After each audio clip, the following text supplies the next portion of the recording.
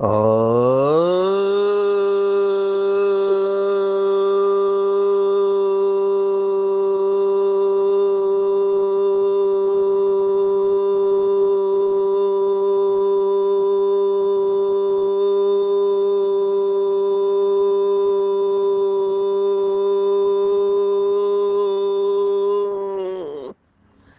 शांति। आज 6 फरवरी 2025 भारत में सद्गुरुवार है। Today is 6th February 2025 and it's Thursday in Bharat. आज की मुरली का जादुई रहस्य स्वयं को प्रेरणा देने के लिए magical secrets of today's Murli for motivating the self. आज की पूरी साकार मुरली 2 शब्दों के ऊपर है। बाबा ने ये शब्द कई बार इस्तेमाल किए हैं और वो शब्द है फूल और कांटे। फूल सुख देते हैं, कांटे दुख देते हैं। बाबा ने इसको भक्ति मार्ग के साथ जोड़ा हुआ है। आज की वैसे मुरली छोटी मुरली है, लेकिन बहुत सारे गहरे राज लेकर आई है। वरदान भी एक का अनगिनत बार रिटर्न प्राप्त होने के ऊपर है। शुरुआत में बाबा ने कहा 1 का लाख गुना, फिर कहा अनगिनत बार, और एकांत प्रिय और एकता की पॉइंट में भी बहुत सुंदर बातें आई है। इजी, सरल, सहज बाबा ने कर दिया। एक व्रता, एक मत और एक रस। तो परिस्थिति भले जाए लेकिन खुशी नहीं जाए, ये आज की पूरी मुरली है। हम शुरुआत करेंगे फूल और कांटे। कलयुग है तो कलयुग में कांटे ही ज्यादा है, सतयुग में फूल होते हैं। बाबा ने देवी देवताओं को फूल बताया है और कलयुगी मनुष्यों को कांटा। अभी ऐसे हालत है मैं इतना सेशन लेता हूँ, ज़्यादातर पॉजिटिव थिंकिंग के ऊपर बोलने को कहते हैं। तो अभी एक ऐसा ग्रुप बन रहा है जो निगेटिव थिंकिंग के फायदे सुना रहा है। कलयुग है तो कांटे को भी वो कहते हैं कांटा भी जरूरी है, क्योंकि कांटे को निकालने के लिए कांटे की ही जरूरत लगती है। और फिर वो मुझे शास्त्रों का भी रेफरेंस देते हैं। कहते हैं देखो, भगवान ने भी भगवत गीता में कहा हुआ है कि विनाशाय च दुष्कृताम, माना जो खलनायक है, विलन है, उनको खत्म ही करना चाहिए। ये एक फिलॉसफी कहेंगे, आज सामने आती जा रही है। बहुत लोग कहते हैं कि टेररिस्ट को कोर्ट में नहीं लेके जाना चाहिए, उनको बाहर ही खत्म कर देना चाहिए। और लोग बदला लेने के भाव के ऊपर जा रहे हैं। लेकिन बाबा हमेशा कर्मों की गुह्य गति के बारे में कहते हैं, और हमारे सामने कर्मों की गुह्य गति है। बहुत सारे ऐसे लोग हैं, क्योंकि जेल में हम जाते हैं सेवा के लिए, तो वहाँ पे जब कहानियाँ सुनते हैं तो पता चलता है कि किसी का कोई दोष नहीं, फिर भी जेल में पड़े हुए हैं। और जिन्होंने कई सारे ऐसे कर्म किए जिसकी उनको सजा मिलनी चाहिए, वो बाहर खुले में घूम रहे हैं। तब हमको ये कर्मों की गति समझ में आती है। कई लोग मुझे ये प्रश्न पूछते हैं, आप कहते हैं कि कर्मों का फल मिलता है, अभी वो लोग विदेश में बैठ के भारत में बॉम्ब ब्लास्ट कर रहे हैं, लोगों को खत्म कर रहे हैं, तो उनको क्या भगवान सजा नहीं देता? अभी ये समझना इसलिए बहुत मुश्किल होता है। तो कांटों की भी जरूरत है, कहने का मेरा भाव है। वो कहते हैं कांटों की भी जरूरत है। मुझे भी कुछ बीके कहते हैं कि आज की कलयुग की दुनिया में सीधा होके नहीं चलना है। आपको थोड़ा टेढ़ा ही होके चलना पड़ता है। मैंने कहा क्यों? तो कहते हैं कि सीधे को लोग फायदा उठाते हैं सीधे लोगों से। तो मैंने कहा उसके लिए टेढ़ा होना जरूरी है क्या? तो टेढ़े की व्याख्या पूछी तो मुझे कहा जैसे को तैसा। उसने जो किया हमको भी वही करना है। अभी ये अपने बुद्धि से हर एक अर्थ निकालता रहता है, तो हमको बहुत अच्छी तरह से इसको समझना है। अपनी बुद्धि, लौकिक बुद्धि, शास्त्रों की बुद्धि या लौकिक लोगों की बुद्धि को इस्तेमाल करना नहीं है, क्योंकि इसमें फंस सकते हैं। जैसे को तैसा ये अच्छा फिलॉसफी नहीं है। हालांकि थोड़े समय के लिए आपको अच्छा लगता है, आपने बदला लिया। मैं कई बार एंगर मैनेजमेंट के ऊपर सेशन लेता हूँ। तो एंगर मैनेजमेंट या क्रोध के ऊपर कैसे नियंत्रण किया जाए, तो बहुत लोग कहते हैं कि जब तक हम गाली नहीं देते हैं तब तक शांति नहीं अनुभव होती है। या बदला नहीं लेते तब तक शांति नहीं अनुभव होती है। बदला लेने के बाद शांति का अनुभव होता है, जैसे को तैसा। अब ये बहुत गहन फिलॉसफी है, ये लोगों के गले उतरती ही नहीं है।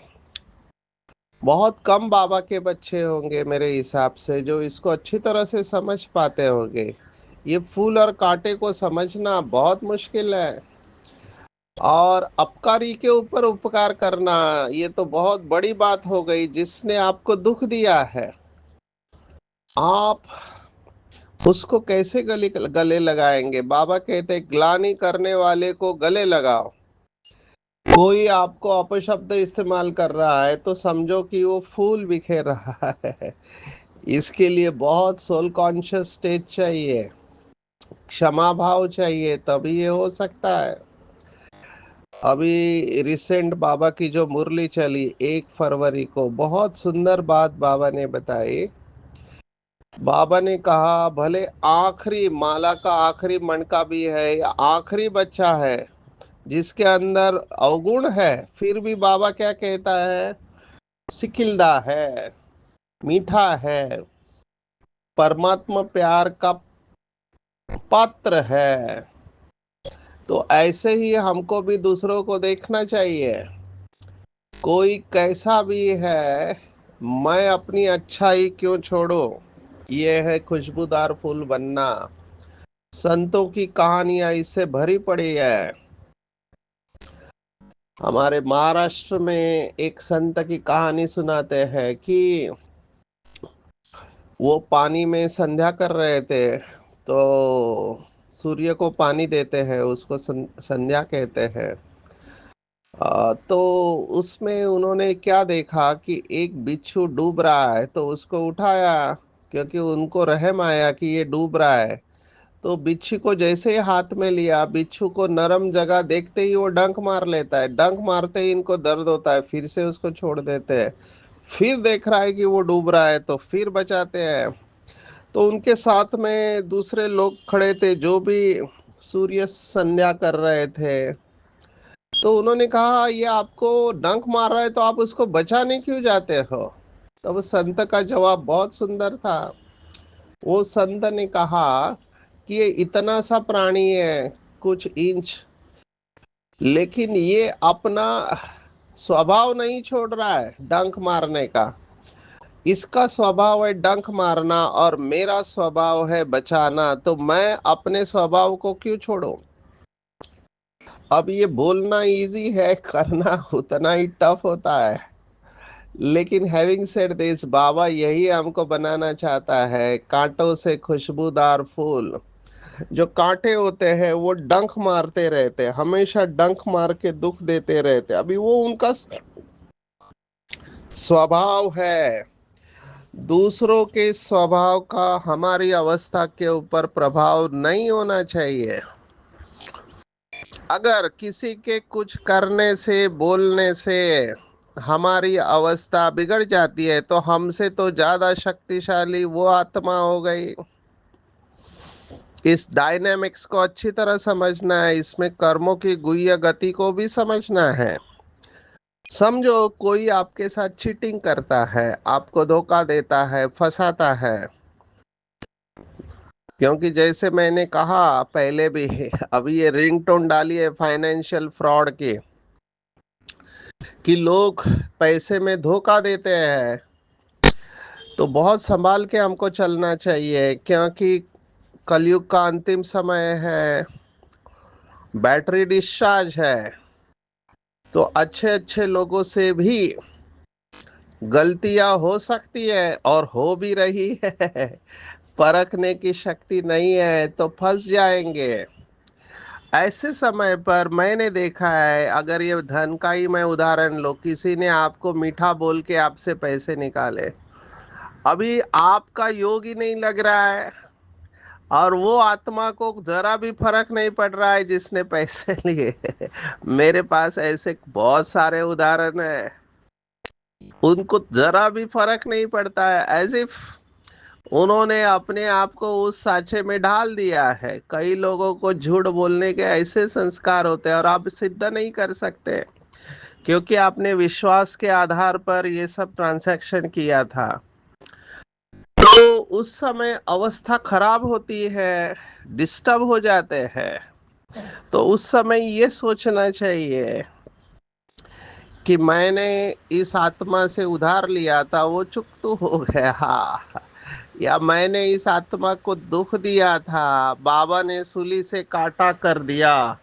तो ये सोचना चाहिए कि सूली से काटा हो गया, बस ये सोच के अपने आप को हल्का कर देना चाहिए। नहीं तो बहुत लोगों की धन में आसक्ति होती है, बहुत धन में बुद्धि जाती है।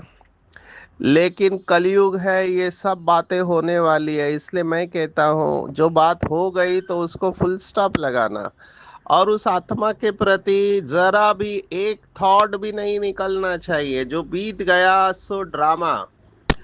अभी समझो किसी ने आपको धोखा दिया है या आपके साथ कुछ किया है जो नहीं करना चाहिए। ऐसे बहुत केसेस मेरे सामने आते हैं, अभी मैं वो कॉन्फिडेंशियल होते हैं इसलिए बता नहीं पा रहा हूँ।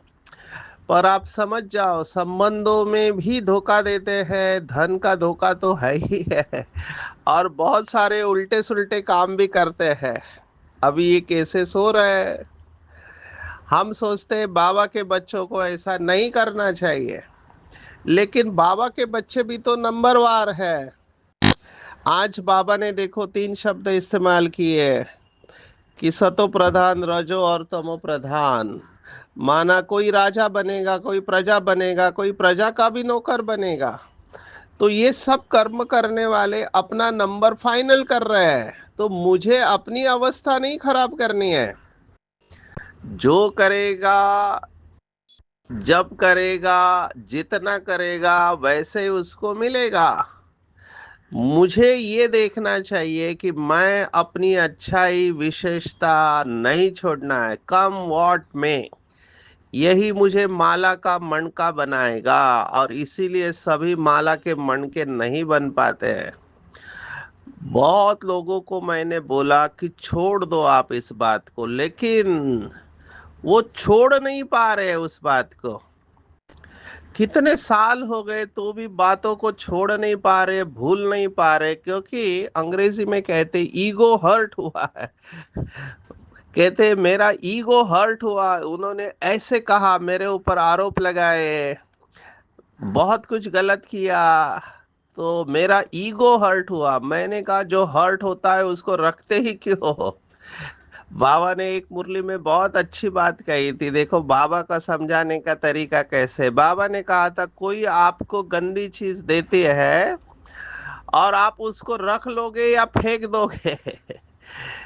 तो कॉमन सेंस है, हम उसको रखेंगे नहीं, फेंक देंगे। लेकिन ये वैसे ही है, किसी ने कुछ बोल दिया जो नहीं बोलना चाहिए, और उसको पकड़ पकड़ के कई सालों तक अपने अंदर हर्ट को, दुख को क्रिएट करते हैं।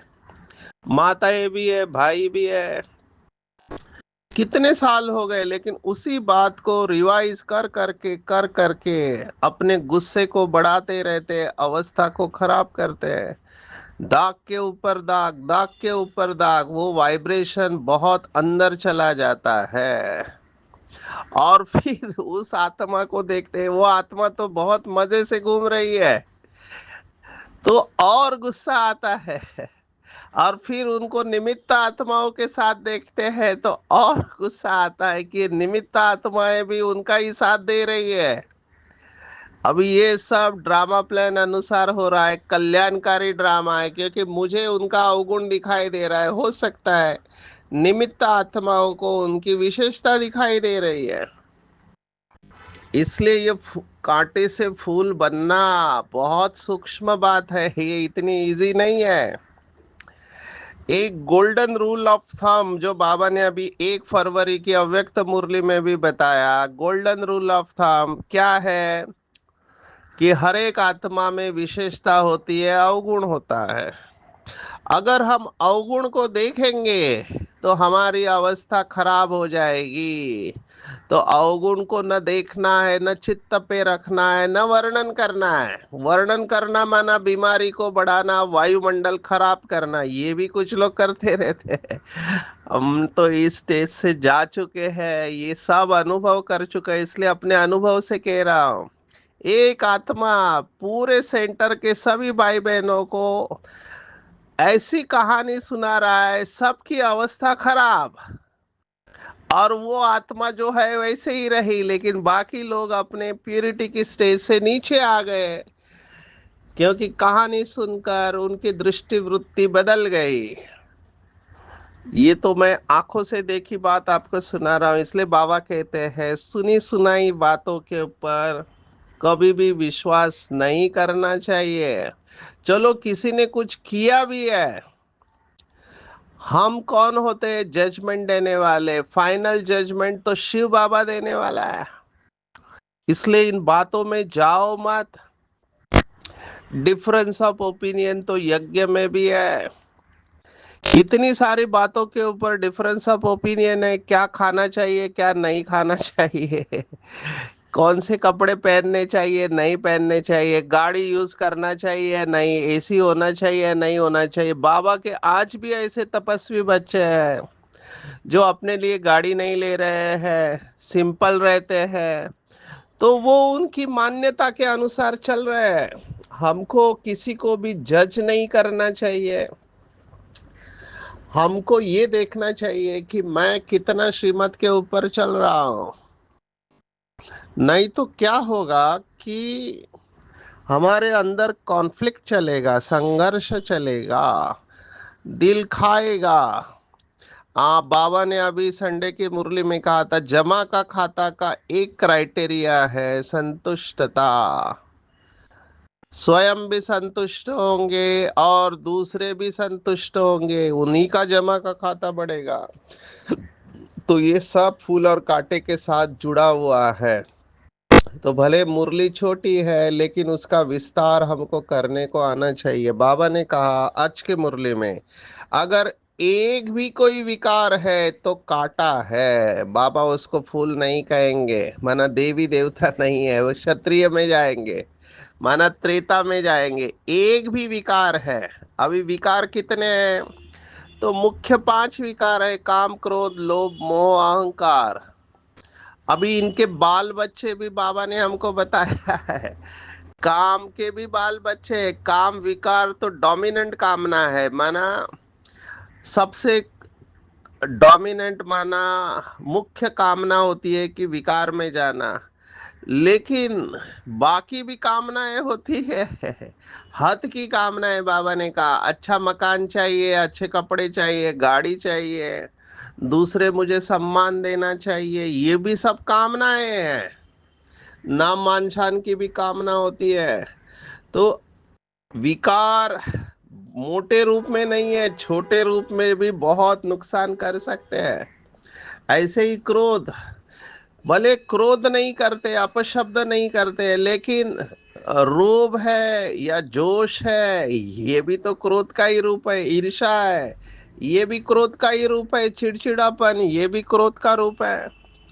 ऐसे हर विकार के सूक्ष्म रूप में भी जाना चाहिए। मोह, मोह बड़े रूप में नहीं है, लेकिन लगाव है। किसी से बात करना अच्छा लगता है तो लगाव की निशानी झुकाव है। बाबा ने इसको शब्द इस्तेमाल किया, फैमिलियरिटी का नशा। इनके साथ बात करना अच्छा लगता है, यही चाहिए, इनका ही क्लास चाहिए। तो बाबा ने इसको भी पकड़ा हुआ है, क्योंकि ये सब बातें हमको डिटैच होने नहीं देंगे। लोभ और आवश्यकता में भी फर्क है। आवश्यकता की भी लिमिट होती है, लेकिन चप्पल अभी चाहिए तो कितनी चप्पल चाहिए? बाथरूम की चप्पल अलग, घर की किचन की अलग, बाहर घूमने जाते हैं तो अलग, बेडरूम की अलग। तो लोभ और आवश्यकता में फर्क है। ये तो मार्केटिंग वालों ने लग्जरी को भी नेसेसिटी बना दिया है लग्जरी, लेकिन उसको भी आवश्यकता बना दिया है। कम से कम चीजों के ऊपर जीना सीखना चाहिए। जितना ज्यादा चीजों का सहारा लेंगे तो फिर वो चीज नहीं होगी तो दुख होगा। लोभ का भी बड़ा विस्तार है। फिर अहंकार की तो क्या कहना। जब तक अहंकार है बाबा की याद रह ही नहीं सकती। अंग्रेजी में कहते हैं, if it hurts it's ego. आपको हर्ट की फीलिंग क्यों आ रही है? अभी कई मैं देख रहा हूँ सेंटर पे, छोटे लोग बड़ों से बात करने में डरते हैं। मैंने कहा क्यों डरते हैं? बोला कहीं वो नाराज ना हो जाए। मैंने कहा जो नाराज होते हैं वो बड़े कैसे हो गए? बड़े को तो उनकी अवस्था छोटों से बहुत अच्छी चाहिए। नाराज होने वालों को हम बड़ा कैसे कह सकते हैं? बड़ों की अवस्था भी वैसे ही चाहिए कि दूसरों को माफ कर देना आना चाहिए। चित्त के ऊपर निगेटिविटी नहीं होनी चाहिए, सबके साथ समान व्यवहार होना चाहिए। तो देखना चाहिए जितना हम बड़े हो रहे, क्या हमारा अहंकार भी बड़ा तो नहीं हो रहा है? बाबा ने तो ये देखो 69 के बाद बाबा ने दादियों को भी कहा था कि महिमा स्वीकार करेंगे तो महान बन नहीं पाएंगे, क्योंकि महिमा स्वीकार करेंगे तो अपमान भी स्वीकार करना पड़ेगा। तो ये सब विकारों के सूक्ष्म रूप भी है, तो भी उसे काटा ही कहेंगे। बाबा ने कहा कांटे से फूल बनो तब सतो प्रधान देवी देवता बनो। और 21 पीढ़ी के लिए अपनी सूर्यवंशी तकदीर बनाने आए हो। अभी पीढ़ी शब्द आज बाबा ने इस्तेमाल किया। बुढ़ापे तक जो जीते हैं तो पीढ़ी कहते हैं। ये पीढ़ी शब्द क्यों आया है? पीढ़ी शब्द इसलिए आया है क्योंकि अभी जैसे अकाले मृत्यु होती है, बचपन में या युवा में ही शरीर छूट जाता है, वैसे सतयुग में नहीं होगा।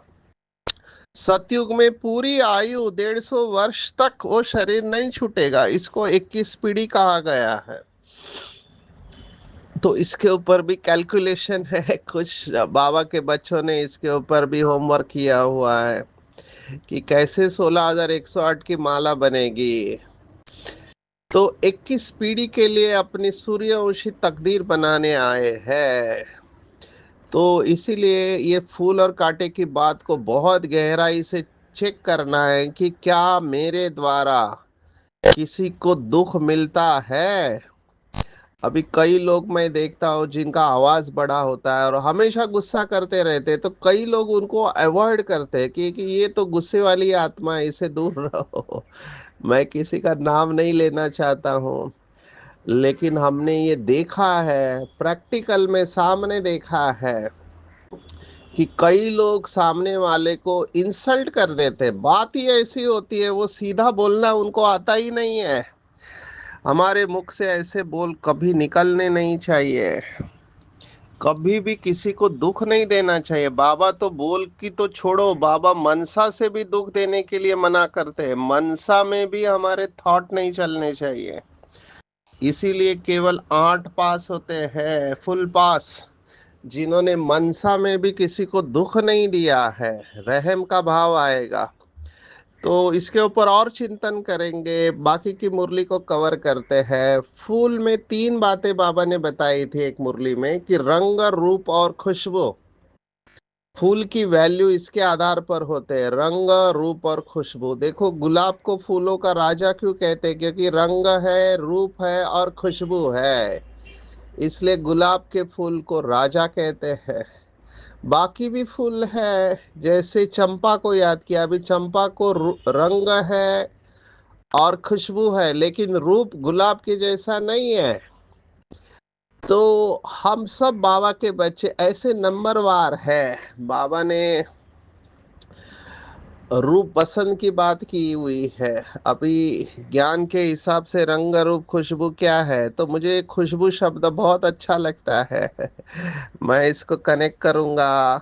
कई बी के भाई बहने कहते हैं हम जहाँ ड्यूटी पर जाते हैं और हम जहाँ पे रहते हैं वहाँ पे आजू बाजू में बहुत निगेटिव लोग रहते हैं, निगेटिव बातें ही बोलते रहते हैं, तो हमको अच्छा नहीं लगता है। बाबा ने जवाब दिया, आपकी रचना अगरबत्ती है, वो कभी कंप्लेंट नहीं करती कि बदबू है, वो अपनी खुशबू फैलाते रहते हैं। तो हमको भी जहाँ जाना है अपनी खुशबू फैलाना है, सुनते हुए भी नहीं सुनना है, देखते हुए नहीं देखना है। तो मैं भगवान के बगीचे का खुशबूदार फूल हूँ, ये स्वमान आज लेंगे और दिन भर अपनी खुशबू को फैलाते रहेंगे। मुझे ये बात बहुत अच्छी लगती है, वृत्ति से वायुमंडल बनाना। मैं अभी इसी के ऊपर काम कर रहा हूँ। वृत्ति से वायुमंडल, हमको किसी को बोलना ना पड़े, हम बेहद में रहे, पूरे पृथ्वी को अपनी आंचल के नीचे लेके आए। आंचल माना ऑरा, तो ये पूरी पृथ्वी मेरे ऑरा या प्रभा मंडल के अंडर है और मैं पूरी पृथ्वी को सकाश दे रहा हूँ। मैं विश्व की स्टेज पर हूँ। तो ये बहुत अच्छा सामान आज दिन भर अभ्यास करेंगे। बाबा ने कहा कोई मोतियों के, कोई चंपा के, रतन जोत अक के फूल है, गुलाब के भी फूल है। अपने से प्रश्न पूछना है, मैं कौन सा फूल हूँ? बाबा ने देखो कहा क्वीन एलिजाबेथ के लिए अच्छे फूल लेके जाते हैं और शिव बाबा के लिए धतूरा, भांग और आख। पानी भी जो चढ़ाते हैं दूध, उसमें 5% दूध, 95% पानी होता है। बाबा देखो ऊपर से क्या क्या देखते रहता है। शरीर छोड़ेंगे, बाबा ने कहा दिन प्रतिदिन जो देरी से शरीर छोड़ते हैं उनको टाइम भी कम मिलता है, क्योंकि पीछे आकर जल्दी शरीर छोड़ा वो पुरुषार्थ क्या करेंगे। कई बच्चे हैं ज्ञान में वापिस आते हैं क्योंकि उनके पुराने संस्कार एक्टिवेट हो जाते हैं। फिर कई लोग बहाने देते हैं सेंटर बहुत दूर है, 10 माइल। बाबा ने कहा 10 माइल भी बाबा की याद में पैदल चलो तो थकावट नहीं होगी। बहुत बार बाबा ने कहा बाबा की याद में चलेंगे तो थकेंगे नहीं। विशेष आज का वरदान बहुत खूबसूरत है। एक का अनगिनत गुना है। पहले बाबा ने कहा बाप दादा का वायदा है 1-2 लाख लो, क्योंकि संगम युग, सर्वश्रेष्ठ समय, सर्वश्रेष्ठ जन्म, सर्वश्रेष्ठ टाइटल, वैसे प्राप्तियां भी सर्वश्रेष्ठ है।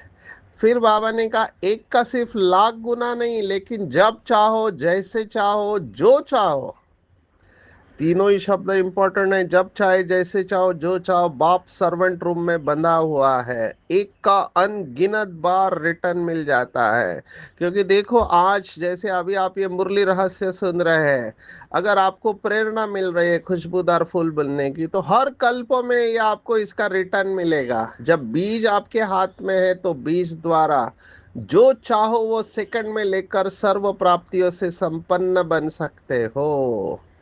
तो बीज बहुत इंपॉर्टेंट है। शिव बाबा, कई भाई बहने ये मुरली रहस्य कई ग्रुप्स में पोस्ट करते हैं, तो मुझे फीडबैक मिलती है कि जब से हम ये सुनने लगे हैं हमारा अटेंशन पुरुषार्थ के ऊपर बहुत बढ़ गया, और जिस भाई ने फॉरवर्ड किया उसको भी दुआएं मिलती है। तो देखो एक फॉरवर्ड से कितनी दुआएं मिल रही है।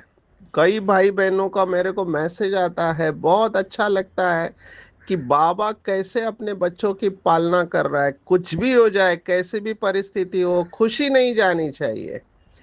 ये एक का पाठ पक्का करना है, एक व्रता, एक मत, एक रस, एक बल, एक भरोसा चलना है, एक मत रहना है, न मन मत न परमत। न और कोई व्यक्ति वैभव का रस होना चाहिए, एक रस माना सर्व प्राप्तियां एक से होगी। तो एकाग्रता माना निर्व्यर्थ संकल्प, निर्विकल्प स्थिति हो जाएगी। तो आज की पूरी मुरली में टेक होम है कि मैं भगवान के बगीचे का खुशबूदार फूल हूँ, होशियार माली हूँ, कांटों के फूल बनाने की सेवा में तत्पर हूँ। बाप की याद के लिए कोई भी बहाना नहीं देना है।